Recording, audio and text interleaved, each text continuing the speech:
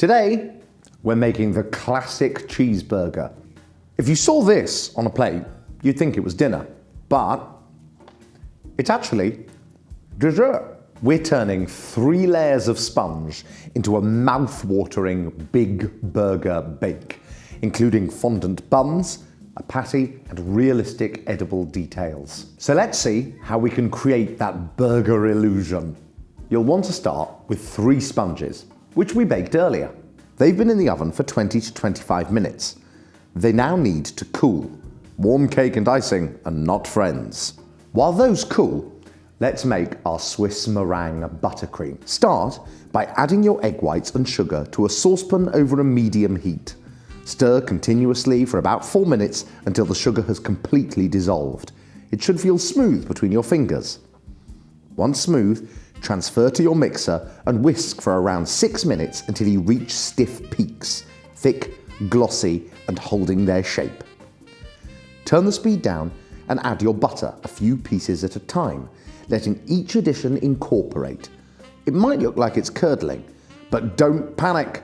I repeat, don't panic. Keep mixing. It'll come together. Once all the butter's in, increase to high speed and mix for about 5 minutes until smooth, silky, and glossy. Add your flavorings or colors, vanilla, almond, lemon, whatever you like. Mix until combined. Buttercream done. It's time to bring our burger to life. And that means fondant time! Let's start with the buns, because every good burger needs good buns. Roll out your light brown fondant to a medium thickness. Cut one 10-inch circle for the top bun and then a thick strip to wrap around the sides. Leave it slightly bigger than your sponge. We'll trim it later so it fits perfectly. Now for the patty. Roll out your dark brown fondant and cut a strip long enough to wrap all the way around your sponge. This is what's going to sell the illusion. Set that aside and try not to take a bite. For the top layer, add buttercream to create a domed effect and pop it into the fridge to firm. Once it's firm, take your 10-inch layer of light brown fondant and cover your top bun sponge. Onto the cheese! Roll your yellow fondant nice and thin. This is melted cheese, not a doorstop. Cut little triangles or uneven strips that will just peek over the edge of the patty. We don't want a perfect square slice. The messy edges make it look real. Pop those onto parchment whilst we move on to the tomato. Roll your red fondant thin and cut small curved slices. You only need enough to peek out between the layers, just a little flash of colour to make it convincing. Onto the lettuce. Create long fondant strips and ruffle them for a realistic fresh crunch. And finally, the tiny details that make a big difference. Sesame seeds. Take little pieces of white fondant and roll them into small oval shapes.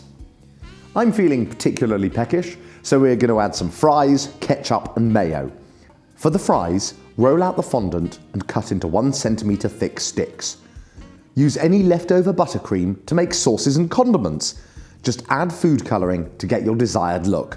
Once all your burger ingredients are ready, it's time to assemble the cake and make this magic happen. Secure your first layer onto a cake board with a blob of buttercream.